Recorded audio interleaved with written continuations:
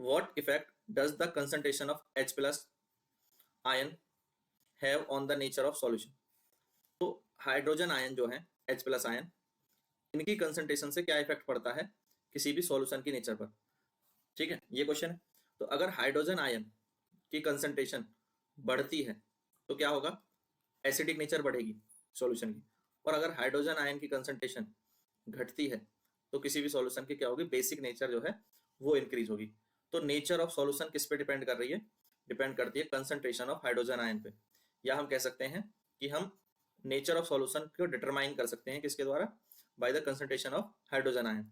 जैसे जैसे concentration of hydrogen ion बढ़ेगी, if the concentration of hydrogen ion in a solution increase, बढ़ेगी, तो सॉल्यूशन क्या हो जाएगा, एसिडिक हो जाएगा। उसकी नेचर कैसे हो जाएगी, एसिडिक हो जाएगी, यानी उसकी पीएच जो है वो 7 से कम होनी शुरू हो जाएगी। ठीक है। और अगर उसमें हाइड्रोजन आयन की कंसंट्रेशन घटती है, फॉल्स या डिक्रीज, ठीक है, डिक्रीज, तो क्या होगा कि उसकी पीएच 7 से ज्यादा होनी शुरू हो जाएगी। और ये क्या है, बेसिक नेचर हो जाएगी। सॉल्यूशन की नेचर कैसी हो जाएगी, बेसिक हो जाएगी। ठीक है, तो ये बात क्लियर है, बहुत सिंपल सी बात है। हाइड्रोजन आयन ऐड होते हैं तो पीएच घटती है, पीएच डिक्रीज, ये भी बात याद रखो, पीएच क्या होती है उसमें, घटती है। हाइड्रोजन आयन कम हो जाते हैं, ठीक है, या लेस हो जाते हैं तो पीएच बढ़ती है, पीएच बढ़ती है।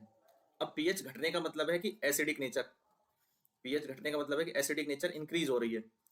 और पीएच बढ़ने का मतलब है कि बेसिक नेचर जो है वो इंक्रीज हो रही है। क्लियर।